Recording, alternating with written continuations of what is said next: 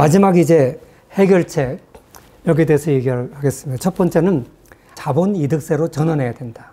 우리나라 분위기가 야, 재벌들한테 상속세 스웨덴처럼 화끈하게 제로를 해주자. 그럼 얼마나 찬성할까요? 이걸 갖다가 이제 세미나를 했는데 그 자리에 국회의원들 몇 명 와 있었어요. 그 상당히 자본 이득세에 대해서 저 꼭 해야 되겠네요. 근데 안 해요. 우리나라가 작년 같은 경우에 한 7, 80개 정도 가업승계를 했어요.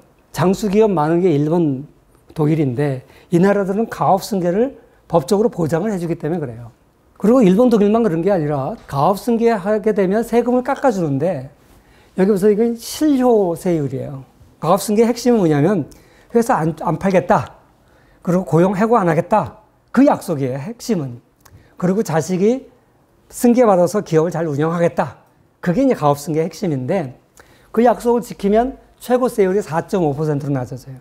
영국 20%, 프랑스 11%, 스페인 1.7%, 뭐 해가지고, 근데 한국은 그대로예요. 도대체 왜 그러냐? 그러니까 이게 이제 이유예요. 일본은 비상장기업은 80%가 납세 유예, 5년 후에 면세. 미국은 아까 얘기했지만 300억까지. 그 다음에 OECD 국가 중 얘기했고요. 우리나라 한 7, 80개 기업이 혜택을 봤어요. 이제 법이 좀 바뀌어가지고 30년 이상 가업승계를 하면 1,000억 원 규모까지는 이제 공제해 주는데 이거 3,000억으로 이제 늘렸어요. 조금 완화했어요. 상당히 큰 중견기업까지도 이제 가업승계 인정을 해줘요. 근데 문제는 뭐냐면요. 너무 까다로워요. 예를 들어서 이런 거예요. 실제 있었던 일이라 그래요. 제가 이제 그 자료를 못 만들어 왔는데 변기회사인데 변기회사를 물려받았어요. 그럼 조건이 이 업을 유지하겠다. 안 팔겠다. 고용 안 줄이겠다. 자식이 계속 경영하겠다. 이거잖아요. 근데 이 자식이 보니까 비데를 다른 변기가 잘 팔려요. 그래서 비데를 이제 개발을 했어요. 그랬더니 어떤 일이 벌어지냐. 이 우리나라 이 업종 분류에 비데는 뭐 전자제품으로 들어가고 이게 세라믹으로 들어가가지고 독이 요업으로 들어가서 서로 다른 업종인 거예요. 그거 하면 대상에서 탈락하는 거예요. 웃기잖아요? 아니, 5년, 10년도 아니고 30년인데 30년 동안 기술 적식 하나도 안 하면 망하라는 거지. 하나도 못 바꿔요. 또 웃기는 게 세무당국이 딱 봐서 이거 바꾸려고 하는 의도가 있어. 그러면 다시 과태료까지 물려가지고 다시 때릴 수 있어요. 그러니까 아무리 내가 5년 동안 10년 동안 잘 운영해도요. 저 훗날 어느 세무사가 자기 승진하려고 이런 거 한 건 하면 승진하거든요. 승진하려고 뭐 하나 적발을 해가지고 때리잖아요. 그러면 이 사람은 승진하고 이 회사는 쫄딱 망하는 거예요. 그 리스크가 너무나 크니까 아무도 이걸 안 해요. 그래서 우리나라는 7, 80개밖에 안 한 거예요. 그러니까 우리나라가 제도는 선진국을 모방해서 갖다 놨는데 공무원들도 그렇고 세무서도 그렇고 모든 국민의 의식이 부자놈들 세금 포탈하려고 다 이런 걸 하는 거기 때문에 가업승계고 뭐고 하는 거기 때문에 우선 가업승계는 나쁜 거다. 모순적인 생각인데 갖고 있고요. 그리고 세무사는 내가 정의롭게 제도를 발견을 해낸 거니까 아무도 못한 거 내가 해낸 거니까 나는 승진하는 거예요. 사실 이 가업상속세 혜택을 못 받아서 매각한 기업이 있고 농우바이오. 3기 오토모티브는 기업 상속을 성공적으로 한 사례예요. 이 농우바이오 회사가 어떤 회사냐면 씨앗 종자 기업 회사인데 1990년에 법인으로 전업했는데 이 사람 여기가 이제 직원도 400명이 넘고 제법 큰 회사예요. 그런데 소유주 고희선 회장이 갑작스럽게 13년에 죽었어요. 그래서 가업상속을 해가지고 이걸 받으려고 그랬는데 법인으로 해가지고 이게 가업상속이 안 되는 거예요. 그래가지고 결국 1,100인가 1,200억인가 이제 세금이 나왔는데 자식들이 이걸 낼 방법이 없는 거죠. 그래가지고 이걸 갖다 그대로 그냥 팔아버렸어요. 농협 지주회사에다 팔아버렸어요. 상당히 규모가 있잖아요. 400명이면. 우리가 대기업 숫자가 이제 300명 넘으면 대기업 반열에 들어가는 건데 충격이었어요. 갑자기 죽으니까. 사람이란 게 아무리 젊어도 교통사고 날 수도 있고. 그래 이게 있고 나서 우리나라의 최고 경영자들 사이에 아주 그냥 쇼크한 뉴스였는데 지금 보니까 60세 이상 CEO들이 한 20% 2만 6천 명이래요. 이 기업들은 다 고민하는 거예요.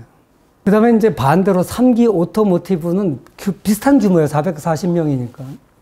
여기 2014년에 상속 이벤트가 발생했는데 여기는 아버지가 갑자기 안 죽었어요. 그래가지고 미리 다 조정해가지고 여기 승계를 잘했어요. 그러니까 이 가업상속세 제도가 꼭 필요하고 상당히 많이 완화시켜줘야 되고, 근데 이제 가업상속세가 과연 우리나라 경제에 좋냐 나쁘냐, 여기에 대한 학자들의 연구를 제가 잠시 소개를 하겠습니다. 이건 뭐 해외 학자의 연구인데 이건 부정적이라고 2010년도에 보고가 됐어요. 왜 부정적이냐? 아무래도 가업상속하면 자식이 똑똑하지 않을 가능성이 많지 않냐. 그러니까 멍청한 자식한테 넘어가는 것보다 전문 경영한테 좀 좋다. 뭐 이런 얘기죠. 전통적인 얘기예요. 근데 이거를 비판하는 사람들 논문에는 해보니까 이 사람의 연구의 단점이 뭐냐면 후계자에 대한 인적 투자를 전혀 고려하지 않았어요. 예를 들어서 후계자 수업이라는 걸 하잖아요. 아버지가 은퇴할 때 나이가 됐어. 아니면 자식이 이제 대학을 가. 그럼 한 20년, 30년, 길게는 40년까지도 후계자 수업을 합니다. 기업에서 골고루 경험도 쌓고 해외에 나가서 공부도 시키고 그러다 어느 정도 경력이 되면 들어와서 다른 기업에도 근무해보고 또 아버지 회사 들어와가지고 몇십 년 쌓고 짧아도 5년, 10년은 쌓고 그리고 작은 기업이라도 아버지가 자기 자식한테는 모든 걸 다 가르쳐줘요. 우스갯말로 상속 안 되는 것 중에 하나가 상속 실질적으로 되는데 세금 안 내는 중에 하나가 고객이에요, 고객. 치과 의사 하는 사람이 있는데 의사들 보면요, 개인 병원 하는 사람들을 전부 다 자식들 의대 보내요. 왜? 고객을 넘겨주는 거는 세금 한 푼도 안 내거든요. 한 푼도 안 내잖아요. 굳이 뭐 의료 공익법인은 안 만들어도 돼요. 동네에서 내가 손님들 데리고 의원 치과 뭐 이런 거 하면 그 고객들이 그 사람들이군요. 아들 키워서 만들어가지고 자연스럽게 내 근무 시간 줄이고 아들의 근무 시간 늘려서 그냥 넘기면 돼요. 당연한 거죠. 이걸 전혀 고려를 안 했어요, 이 사람 연구에는. 나중에 이걸 고려해서 했더니 훨씬 더 효과적이더라. 그런 연구들이 이제 나옵니다. 최근에 연구들 2006년, 2016년들에 보면 효과적이다. 이런 연구들이 나오고 있고요. 그 다음에 선택적 교육을 받은 가업승계자는 그렇지 않은 가업승계자보다 기업 경영 성과가 좋다. 가족 기업이 투자를 증대시킨다. 가족 기업이 아닌 경우에요. 헤지펀드 공격받고 하면 이익 생기면 다 나눠줘야 돼요. 아까 얘기했잖아요. 가족 기업인 경우에 굳이 이익 나눠줄 필요 없잖아요. 야, 우리가 공장 증설하자. 그럼 끝나는 거예요. 그래서 가장 최근에 나온 2021년 논문도 보면 이건 연구 보고서인데 여기도 보면 일자리가 더 많이 생긴다. 구체적인 숫자를 가지고 쭉 연구가 돼 있습니다. 또 한 가지는 뭐냐면 국민연금 얘기예요. 사실 우리나라 코리아 디스카운트 되는 이유 중에 하나가 국민연금이 국내 주식을 안 사요. 왜 안 사냐? 어떤 사람은 국민연금을 우리나라의 연못에 있는 고래에 비유해요. 국민연금이 갖고 있는 돈이 뭐 800조인가 얼마인가 그런데 그래서 이제 의결권 행사를 함부로 하지 말라 그래놨는데 제가 의결권 행사 자문위원회 위원을 좀 몇 년 해봤어요. 제가 할 때만 해도 의결권 행사를 함부로 안 하려고 그랬어요. 막 분쟁이 날 경우에 어느 편을 들어야 되냐 이런 건 이제 회의를 하거든요. 근데 지난 정부에서는 과감하게 개입을 했죠. 사실 그렇게 되면 안 되죠. 그럼 주주자본주의를 훼손하는 거죠. 사회주의가 되는 거죠. 근데 이제 이 동학개미 죽일 거냐? 왜 국내 주식에 투자 안 하냐? 이렇게 데모까지 하는데요. 왜 안 하냐면요. 국내 주가가 안 오르니까 못 하는 거예요. 손해봤거든요. 국민연금 고갈 시점을 늦추려면 수익을 내야 될 거 아니에요. 근데 국내 주식이 수익이 안 나니까 못해요. 사실 의결권 행사 자문기구에서 뭘 하냐면 내년도 국민연금 투자액 중에서 주식, 채권, 부동산 그리고 국내 해외 퍼센트를 할당합니다. 그래서 그거 1%까지 막 싸워요. 그런데 그때 이렇게 보면요. 우리 2022년에 국내 주식은 16%, 해외 주식은 26%, 10%나 차이가 나죠. 그리고 여기 보시면 2016년부터 문재인 정부 기간 동안에 보면 계속 이제 줄여왔죠. 왜? 주가가 안 오르니까. 코리아 디스카운트 때문에 투자를 못 하는 거예요. 근데 만약에 이게 2배가 된다, 한국 주가가. 그럼 국민연금이 국내 투자할 수 있겠죠. 그럼 어떤 시너지가 있냐면 해외 투자자들도 국내 달러 갖고 들어와서 여기다 풀어놓고 우리 요새 원화 절하돼가지고 환율 올라가고 원화 가치가 자꾸 떨어지고 있잖아요. 그러니까 우리나라 주식 가격이 올라가면 외국 투자자들이 한국 주식 사면 그만큼 달러가 들어오죠. 국민연금이 지금 해외 주식에서 투자하는 것 때문에 달러가 엄청 나가요. 지금 환율이 이렇게 올라가는 거에 상당한 부분은 해외 주식 살려면 달러 나가야 될 거 아니에요. 그러니까 두 가지가 다 있어요. 지금 무역수지 적자니까. 이것도 있죠. 해외 주식 비중이 굉장히 높아졌잖아요. 13%에서 25%. 어마어마한 금액이 해외 주식 사느라고 달러를 나가 쓴 거예요. 자, 스웨덴 얘기를 하겠습니다.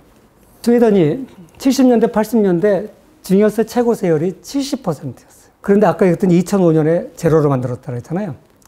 그 이제 계기가 된 몇 가지 사건이 있는데 그 중에 하나가 아스트라 파산이에요. 아스트라 남편이 갑자기 죽었어요. 그래서 그 미망인이 세금을 내야 되는데 70%니까 돈은 없고 남편이 갑자기 죽었어요. 그러니까 부인이 저 주식을 팔아야 세금 낼 수 있다는 건 바보라도 다 알아요. 그 나머지 소액 주주들이 어떻게 하겠어요? 저러면 주식 가격이 떨어지니까 당연하잖아요. 당장 다 내다 팔아버린 거예요, 시장에다가. 주가가 떨어졌죠? 근데 주식은 돌아가신 날, 그날 종가 기준으로 상속세가 결정된다고요. 그러니까 지금 100원일 때 죽었어요? 그럼 며칠 있다가, 한 달 있다가, 두 달 있다가 주식 가격이 60으로 떨어졌어요? 그래도 난 100 기준으로 해서 내야 돼요.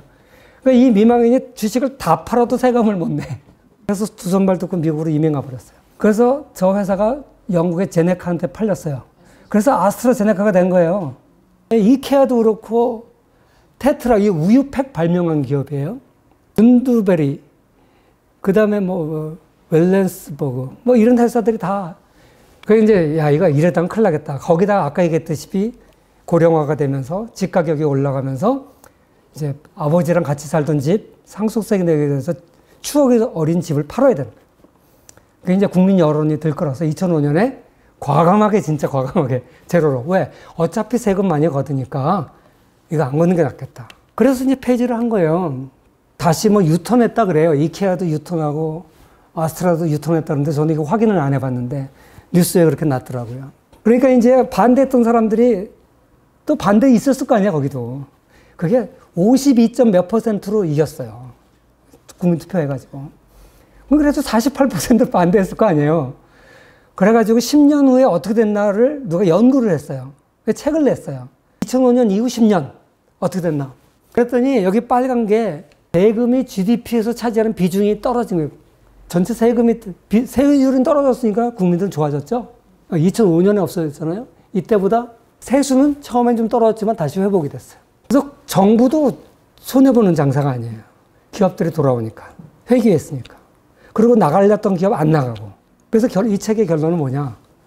결국 상속세 폐지는 스웨덴 국익에 이익된 게 역사적 자료로 증명이 됐다. 그러니까 이러한 무수한 연구들이 있어요. 근데 이런 얘기를 안 하고 국회의원들이 이거 다 설득할 시간이 없거든요.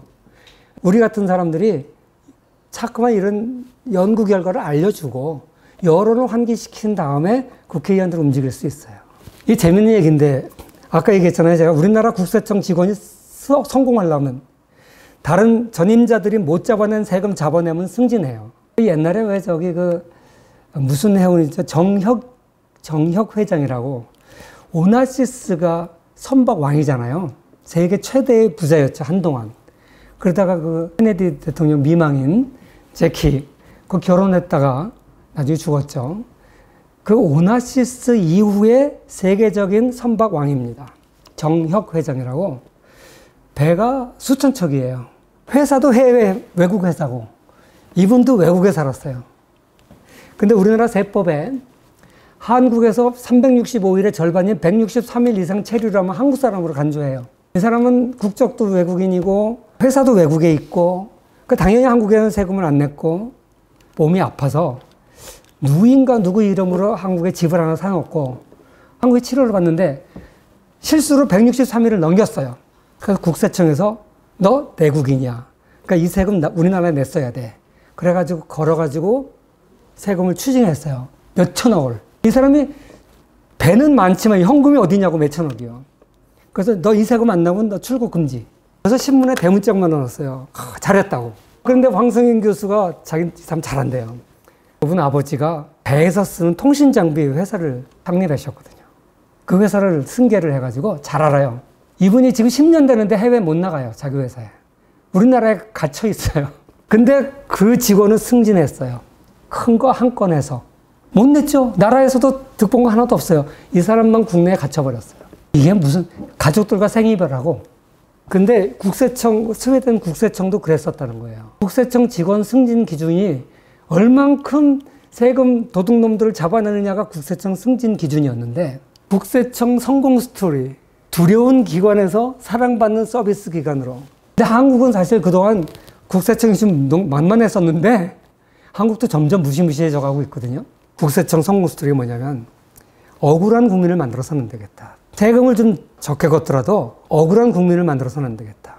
지금은 스웨덴 국세청이요, 스웨덴 국민들이 가장 사랑하는 공무원이에요. 항의를 하면 들어보고 합리적이면 다 면제시켜주고 이렇게 했더니 사랑받는 공무원이 된 거예요. 그런데 한국에서 국세청 직원은 싫어요. 사실 우리 공무원들이 국민들한테 얼마나 친절하냐가 그 나라가 살기 좋은 나라냐 굉장히 이미지에 좋거든요. 요새 사실 주민센터냐 가보면요 참 친절해요. 공무원들이 제일 두려워하는 게 민원이잖아요. 그러니까 어쨌거나 내가 민원하겠다 그러면 잘해주거든요. 그래서 우리나라 국세청도 승진 제도를 좀 바꿀 필요가 있어요. 그러면 굉장히 우리나라 국민들의 만족도가 올라갈 것 같아요. 그래서 우리나라 국회에서 좀 이런 거 좀 한번 했으면 좋겠어요. 재밌는 이 기사인데 윤석열 대통령이 후보 시절에 한 연설을 어느 기자가 정리를 해서 신문에 나왔는데 이걸 보니까 지금 이런 인식을 다 갖고 있더라고요. 독일의 상속제도를 벤치마킹해서 고용을 보장해야 된다. 기업의 영수성을 가질 수 있도록 해야 된다. 다 했어요. 상속세 과세 대상자가 2, 3%에 불과하니까 별 문제 없다.